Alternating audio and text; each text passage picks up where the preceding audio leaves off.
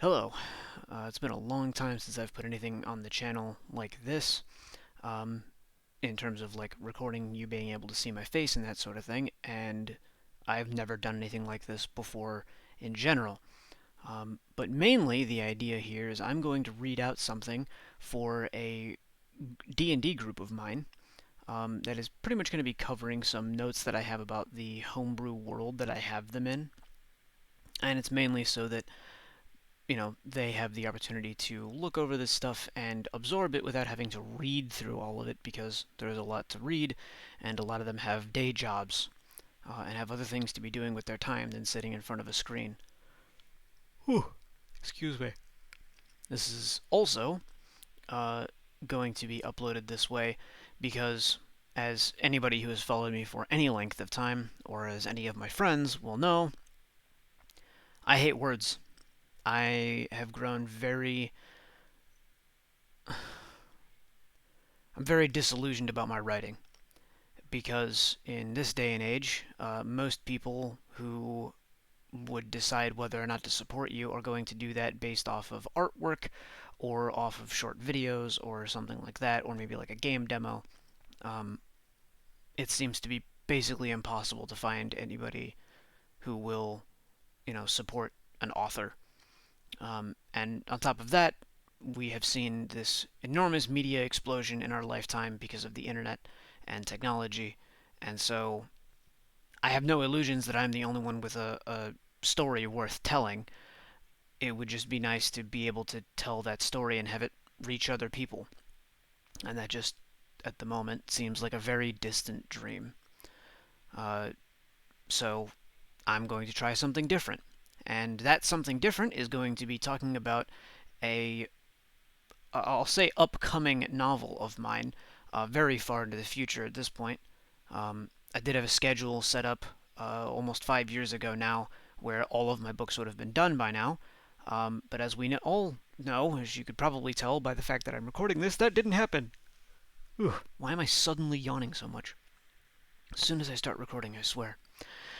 Uh, I only ever finished the one. I worked on three others, simultaneously, in fact, and then roughly around the start of the pandemic, my depression got so bad, and I haven't been able to do anything since. Today is probably the most that I've written for any of these projects since then, and the only things that I've written since, like in the interim, have been a few extra chapters for my Kell of Light story for Destiny to cap that off because Bungie saw fit to actually feed into that little fantasy that I had, and some like like three random chapters of nonsense that I just threw myself into because I was bored and it was fun. So now we have this, which is probably the most substantial thing that I've written for quite some time. Whew. And I'm going to read through it just off of Discord that I have in front of me, almost verbatim. I'll try and amend things or add detail where absolutely necessary, but it's mostly for archival purposes and just to see how helpful this is. And a spider just jumped off my wall. Wonderful. Been having a lot of those around here. So, this is mainly going to be about the world of an upcoming novel of mine called Apocryphal Psychogenesis. I chose the ridiculous name, and I've stuck with it because I like to have all of my books titles be at least 2 words, or not at least, be exactly 2 words. It's one of the many sort of trends that I follow with my naming and my ideas. Um, and so for this idea, apocryphal psychogenesis, uh, there are several countries. It's a whole fantasy world that I came up with, and I actually just read through how I did that earlier today because I wrote down my entire thought process for this idea and this idea alone, which is why I'm recording this video, because this is the only idea of mine out of the 13 that I have currently. 12 outstanding books, one published. This is the only idea that I have from start to finish. I never did this for any of my other ideas, where I sat down and I actually wrote out everything from my train of thought on forward. So what this is going to be mainly supplemental information for my D&D party. Damn it with the yawning. So it's going to be a lot of stuff that is basically additional lore that never fully became relevant, but it's things that their characters would know. There's going to be a lot of names thrown around in here. I'm not going to go out of my way to explain absolutely everything, mostly because, again, this is for them, and I don't expect anybody else to watch this. But if you do happen to stumble across the video, feel free to ask questions. Again, the name is Apocryphal Psychogenesis. Something being apocryphal is usually of disputed source, or like not considered canon, depending on the context in which it's used. And psychogenesis is a mashup of two words, psycho as in psychological, and genesis being the beginning of something. So it refers to a type of magic being used in the world, where previously magic users are rare, those who used magic basically drew upon the power of themselves, but this, what the person who discovered it called psychogenesis, the reason why she called it that was because she believed it had something to do with the psyche of the person using it, and that is only mostly true.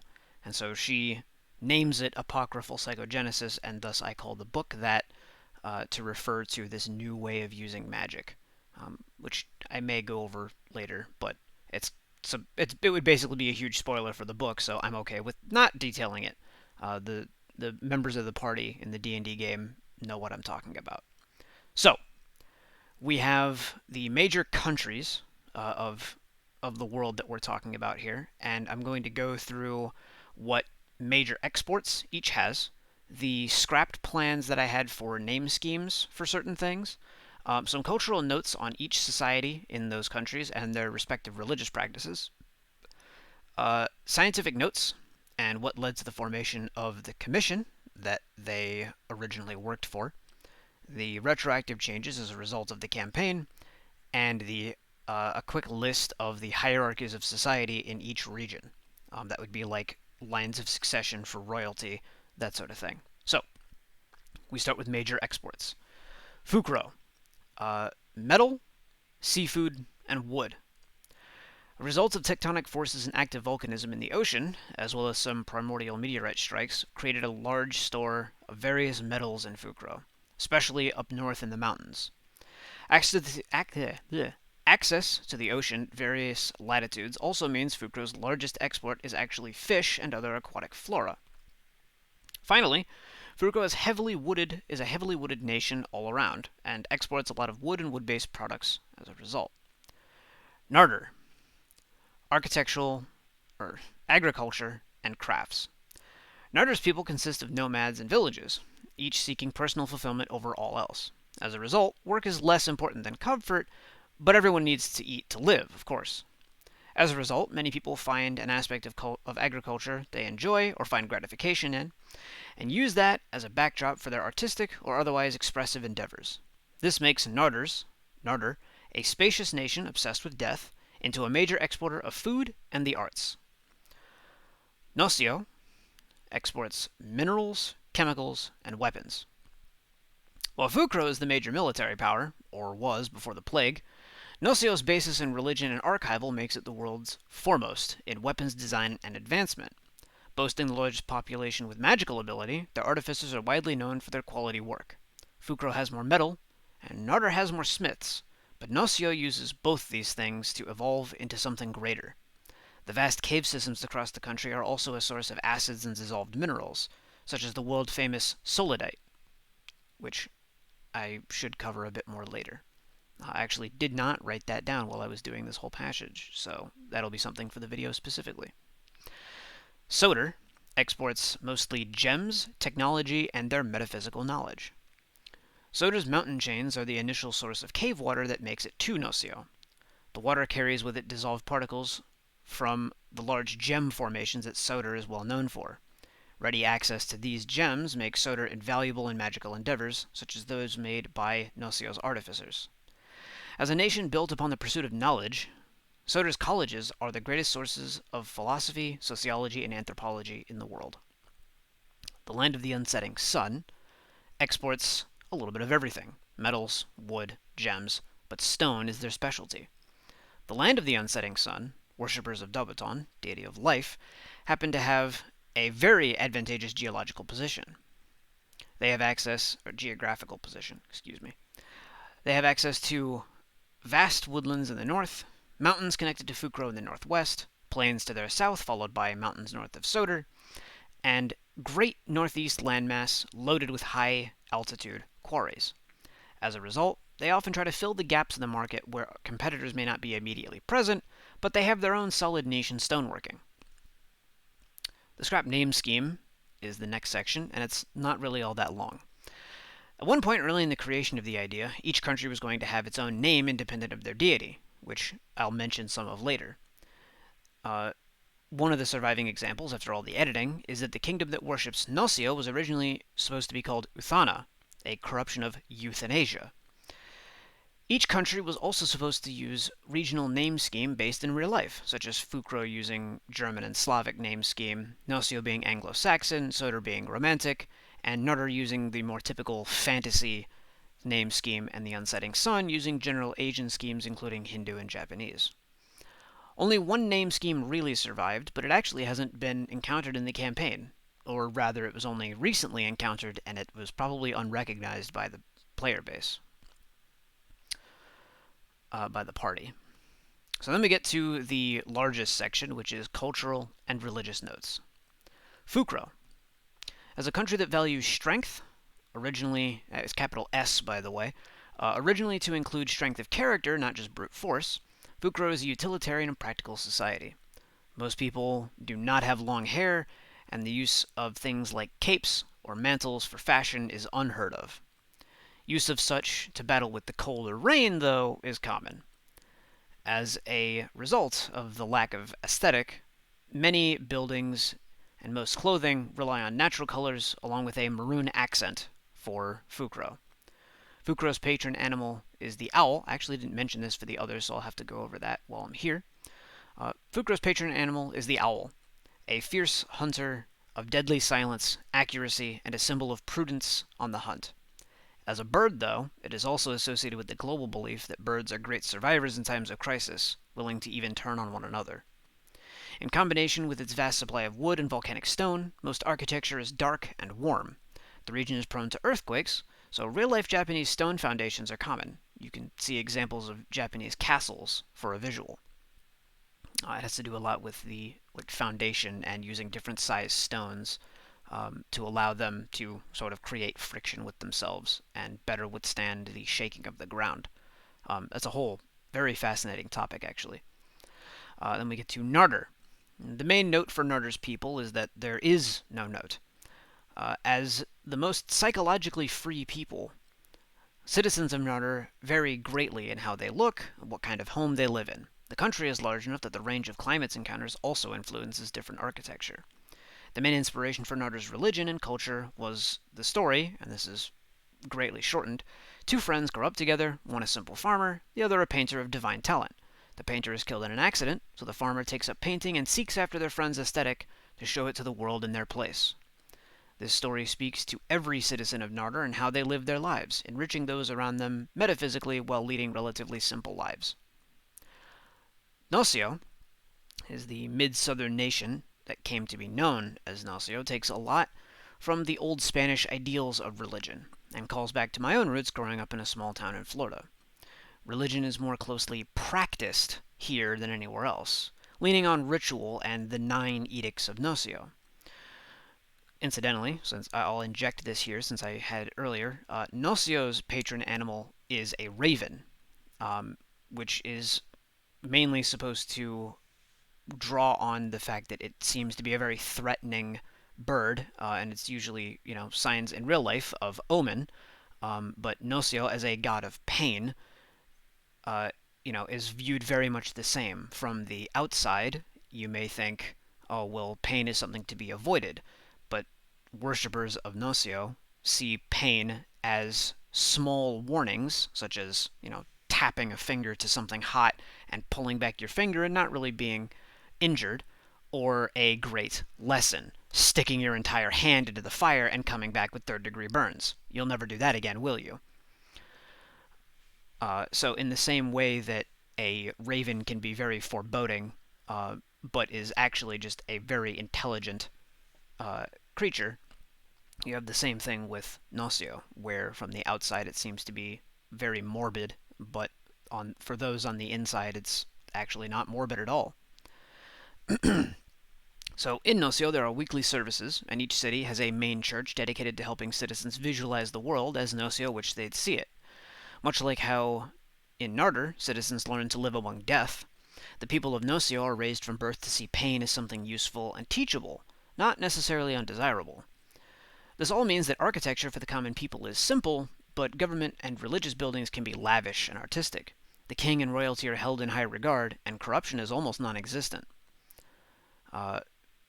So Narder, since I did miss it, actually, Narder doesn't have a patron animal, really.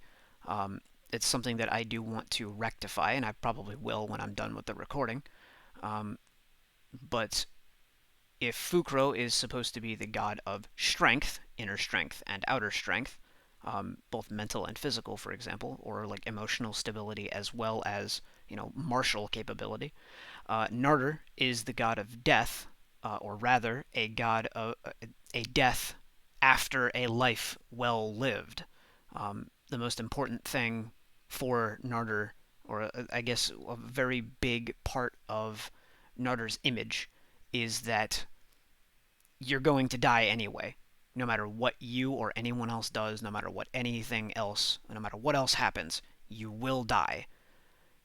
If you know that, it would be better to greet death after a life lived to the utmost fulfillment, and after a time that you spend in joy, rather than a time spent living in misery, no matter how long or short your life ends up being.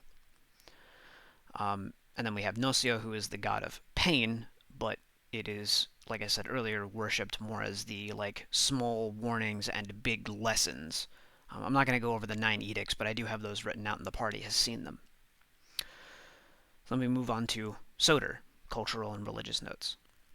Here, the transition from practicality, such as in Fukro, to presentation is completed. Soder's grand cities and buildings are often carved from the light stone that makes up their mountains and foothills, lending to a stable and fantastical grandeur not seen anywhere else in the world. Inert gems that are useless to magic are instead used for adornments. Jewelry is often seen and used for personal symbolism, a lot like tattoos are in the modern United States. And everyone is expected to have long hair, which is why I mentioned hair in Fukro earlier. But hair in Soder is meant to be kept up in public and let down in private. A nearly Japanese subtlety is derived from appearances, so not letting one's hair down in front of house guests can say a lot. Much of the society is built on the colleges and its pursuits of knowledge, all funded by the kingdom's vast wealth gained by providing conventionally usable magical devices to the world. Their partnership with Nocio means that the two ultimately are the primary inventors and distributors of magical items that anyone can use, whether they can cast magic or not. In a world where magic uses are so incredibly rare, this commodity and their construction makes the nation of knowledge, capital K, knowledge, one rife with corruption and trickery as well. Everybody wants their hand in the pot of the greatest market on the planet, of course. Then we have the unsetting sun, which unfortunately doesn't have much to note.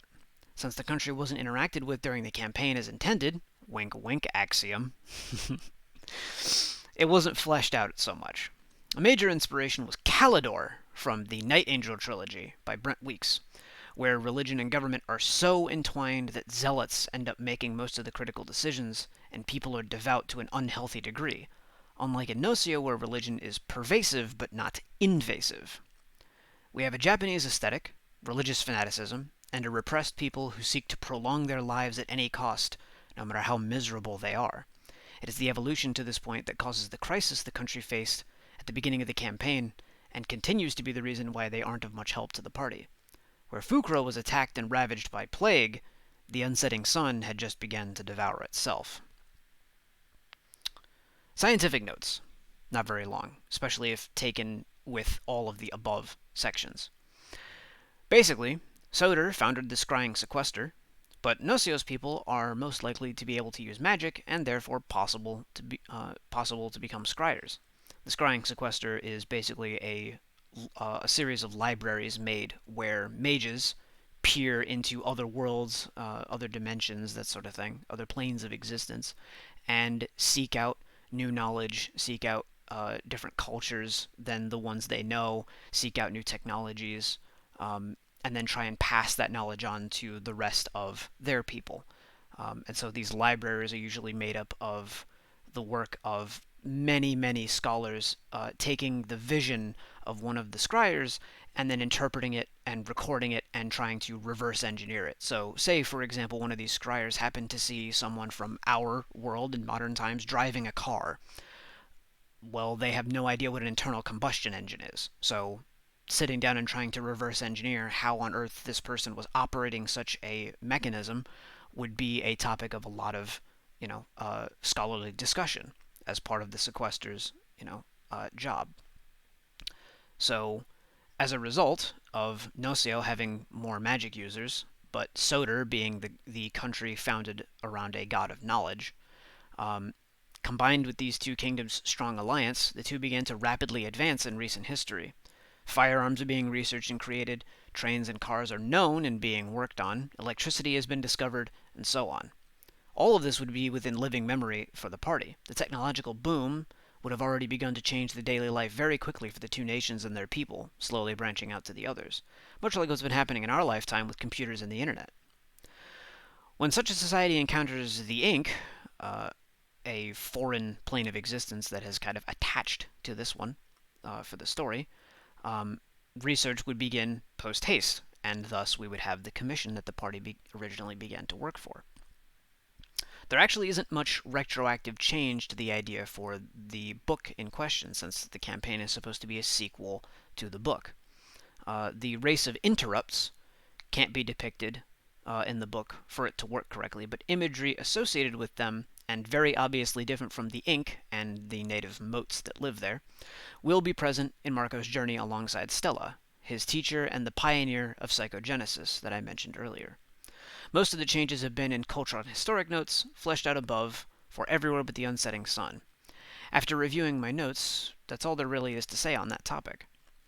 And then lastly, I have a quick bunch of lists for important figures for each country, and this is going to be a bit out of order from where it was previously.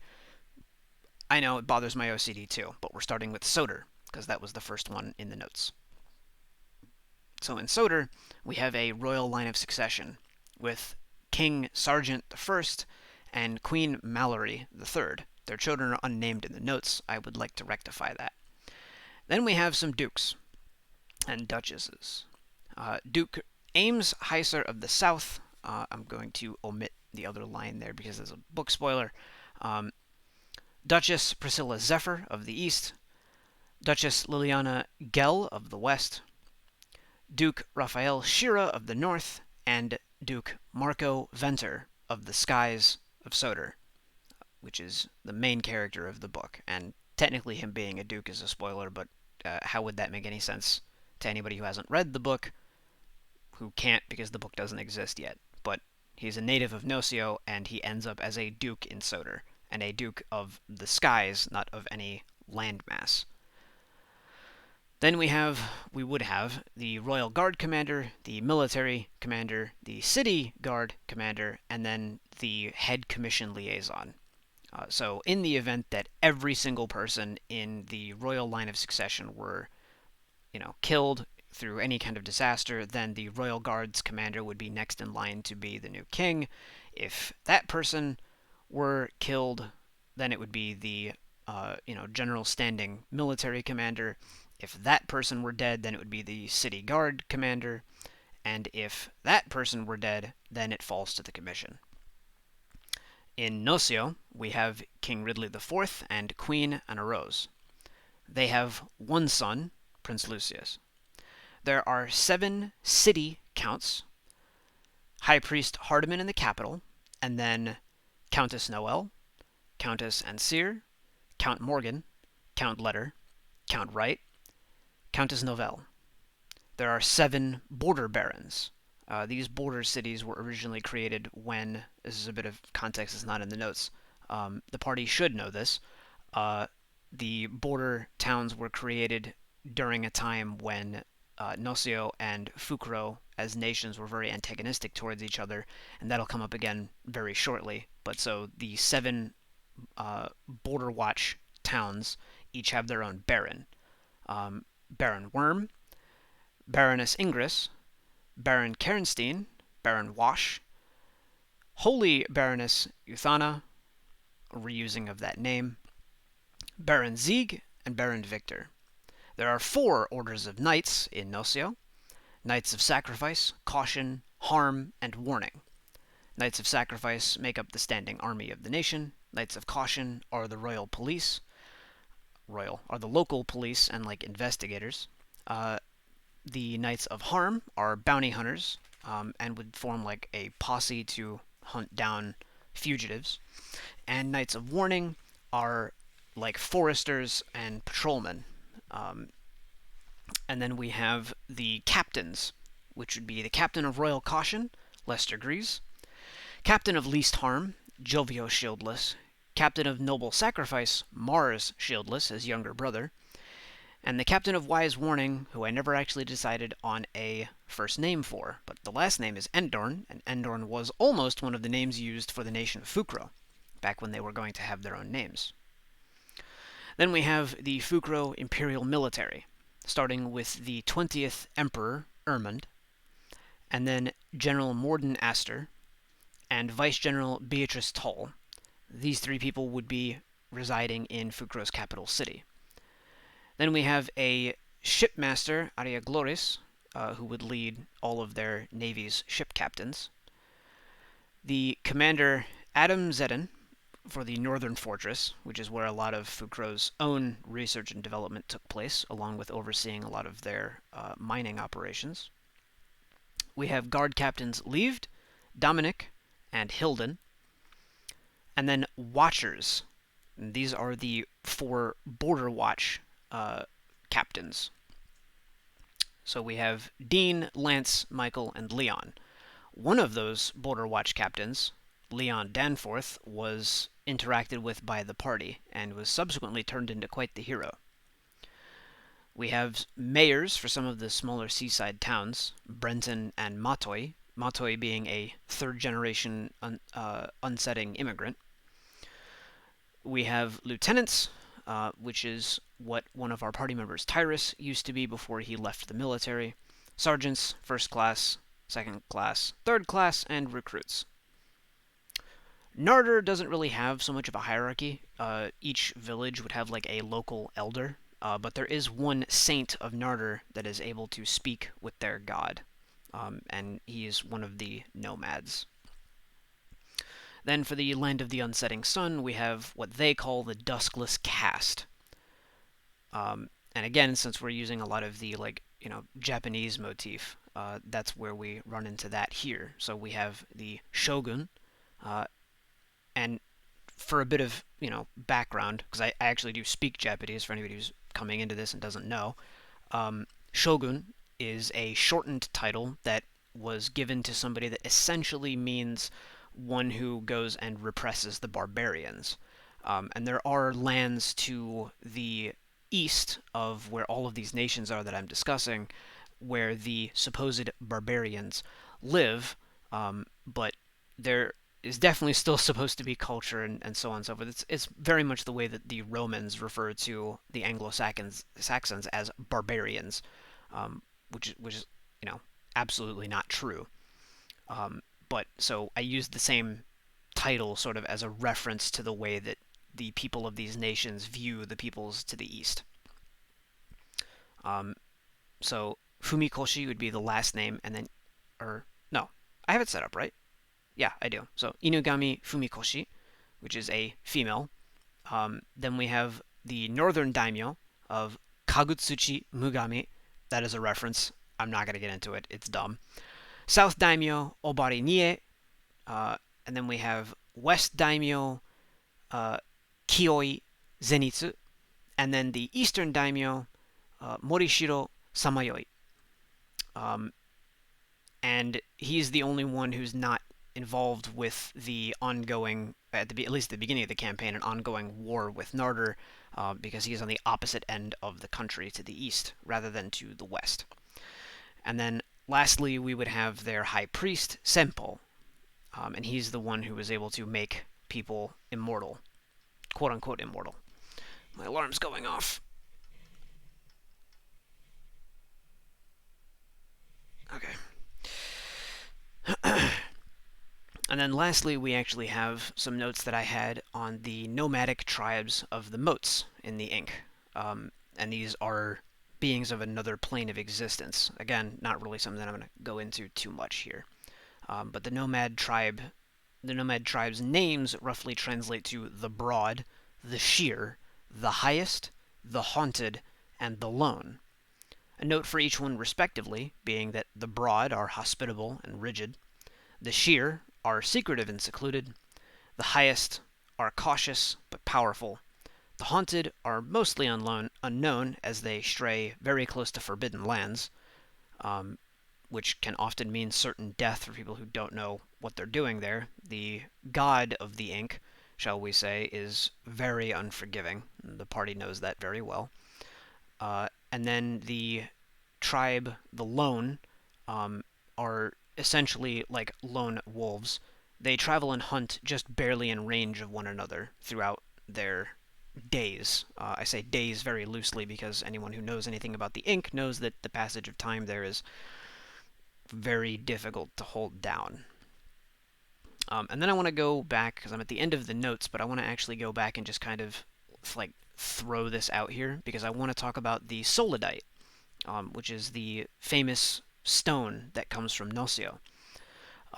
One of the things that I don't have notes on here, but I would like to write notes on and perhaps make another video on, at least briefly, again, just to make sure that they don't have to read all of this stuff, so they can listen to it while they're doing something else. If in Soder there are various types of gems that are their exports, and only most types of gems are useful in magic. Some just don't accept magic very well, if at all, and therefore can be used for things like decoration. Then the same is true for certain minerals. Pretty much any rock doesn't hold magic too well. However, Soledite is the exception, and it is a rock formation found pretty much exclusively in Nosio, in the caves in Nosio, because of interactions with the composition of cave water and a native kind of moss. And between those two things and their chemical reaction, most of the time at the bottom of a pool, you can find these stones that have been, have these, this chemical dissolved into the stone, and over time transforms it into what is actually usable for magic. And so that's supposed to be a reference to the way that stone can be changed in composition over long periods of time in caves, and by the fact that most of this groundwater is coming down from the mountains through Soder, and eventually making it into the caves here in Nosio. And so if the gems are capable of using magic, then how come the water carrying the small particles eventually dissolving into the stone can't be useful for magic? And the answer is they can. That's what Soledite is. And so Soledite sort of becomes like the symbol for Nosio and their artificers. It's the signature material that they use in their armor, and it is, as you might guess if you know anything about geology, is based on sodalite. And sodalite, yes, I did just switch the L and D. It's very important, bear with me. Sodalite is a really big missed opportunity in terms of a name, because when you hold sodalite up to the sun and you move it back and forth, it is iridescent in sunlight in a sunset orange color, usually. And And so solar, right? Soledite instead of soda light. So the, you know, shifting of just those two letters sort of turns it into a pun on itself. Um, and this Soledite is the only type of stone in the world, at least in the world that we're discussing, um, that is capable of holding on to magic the same way that a gem is. And as a result, it's a very valuable resource for Nocio as a nation to work with and export. Um, and it is usually used in armor for those knights who are expecting to go into battle against other magic users, um, as sort of like an anti-magic armor, much in the way that in the Souls franchise. Now that I think about it, um, the Duke Havel the Rock from Dark Souls 1 had this enormous, suit of stone armor and a big stone great shield that were all very high in magic resist. In terms of your statistics for the game. So very similar here with Soledite. So that was something that I wanted to expand on. I will have to go back and look over um, and like really flesh out more of the like patron animal, because I do want that to be kind of a thing in the book and just in the world in general, even though it hasn't really been very relevant. And the other thing that I do want to have notes on later is the way that Artifice works in this world, because one of our own party members is an Artificer for D&D, and one of the main characters for the book that comes before this is an Artificer. And so I had this whole system in place set up that was very roughly, very loosely inspired again by the Brent Weeks' Night Angel trilogy, in that um, he often refers to in his books where magic has weaves to it, and it makes it sound like something where you are dealing with a tapestry of magic, with many knots and cords, and that sort of thing. And so very loosely based on that, I had the idea of like magical matrices. I'm not the only one who's ever done that. He's not the only one who's ever done weaves. It's just a way to sort of help visualize how the magic works and make it a bit more relatable, because magic isn't real. So making it into matrices and going, yes, an artificer who is working, say, with Soledite to give it its anti-magic properties is going to have the ability to see the magic that they're working with, and it's going to be very, fine geometric points and whatnot, and have a lot to do with, um, you know, they'll have a lot of math that they have to do or have memorized to properly infuse the exactly right amount of magic into the Soledite so that it can carry these properties without them eventually wearing off, especially at a very inopportune time. So making something out of Soledite that is anti-magic in property, self-sustaining, and stable would require very intricate matrices, which is what would make the job of an artificer interesting and difficult, and therefore valuable. Um, so that should be everything for this time. Um, Again, not something that I think I'll do very often, and perhaps not something I may ever do again. We'll see. But this is just, I guess, to cap things off. This is an example of the level of thought and detail that I try to put into all of my creative work, for all of my book ideas. Uh, any of the 13 ideas that I have should have this level of detail to them, everywhere, as in as many places as possible. Um, and the idea behind that is not that the story is that detailed, because if you've read my first book or you know anything about the process of writing my first book, you know that that was very much unplanned from start to finish. I had a few scenes in mind, and I didn't even know where or when they would show up in the book until it was time, and there they were. The opportunity presented itself, and I included them. Um, so very much the same with any of my other ideas. The whole point of these exercises, recording all of this stuff and having all of the lore in place and everything, and knowing what is possible, what is not possible, um, all that sort of stuff, knowing the history, all of that. That's all set up there so that when I do start writing any of these ideas, which thank goodness seems to be more and more likely as the weeks go by, um, returning to writing, that is, when I do get around to writing these, that I don't have to stop and think like, oh, well, wait, what should I do here? Or is this possible? Or what would this character do in this scenario? Or does this character know that this exists? Um, is the relevant knowledge and information there? Is this too meta for this character to be doing? I don't have to sit and have that conversation with myself. I don't have to stop what I'm doing, stop the creativity, and just go and have to research my own idea. The better I know my own world, the better I can put it to paper, especially in like a first draft. And then I only have to go back through and I have to proofread for editing instead of having to cut out huge sections of narrative asides where like, oh yes, this person is from Nocio, and then sit down and have 4 paragraphs about like what Nocio is and why that's important.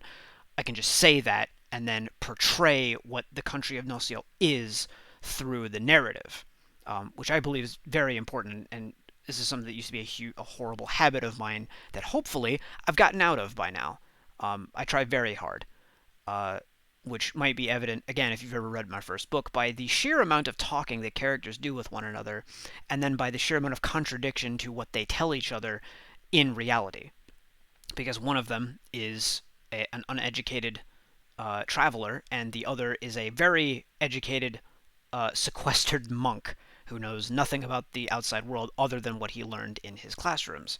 And so, between the two of them, having very little overlap in their knowledge, they throughout the first book that I wrote, they often talk to each other and they release these conclusions as if they are just strictly reality, and then they are often uh, checked by their situation and what is the truth throughout the book. And it's something that I would like to do with a lot of my ideas because I like to sort of mess with my reader a little bit, and I can only do that by trusting the reader to have absorbed what they're reading. And so if somebody says early on in the book, oh yeah, no, this is definitely how things are, I'm sure, and then that thing becomes relevant, and no, actually, what they thought was true was only a surface level view of the subject, and the reality of the situation affects the characters rather than being something that is just dumped on you. Which is why I like to avoid putting lists like this into my books, and why I'm making the video to give this stuff to my D&D party, because this stuff never did become relevant. So if they're interested, now they have the opportunity to sit down and listen to all of that. And they can just kind of turn this on in the background while they do something else, if they don't want to sit down and read the enormous collection of paragraphs that I wrote down just a little bit ago. So I don't know. Maybe I'll do this thing in the future. Maybe I won't. All depends on whether it's useful, whether it's well received, etc. And even then, even if it is, poorly received and nobody uses it, I might use it, because you know, sitting down and typing this stuff out to myself, versus telling it to basically to myself, because I may be the only one who ever watches these videos, um, could probably be even more important, especially if I have the capability of, just sort of giving this stuff out as a train of thought, and then, future me can come in later and watch whatever video it happens to be and say, ah, yes, I remember having these ideas. My ideas are more solidified now. I can throw out this, and that, and add in these things. So, overall, I hope it's useful, and only time will tell. But thank you for your time for now.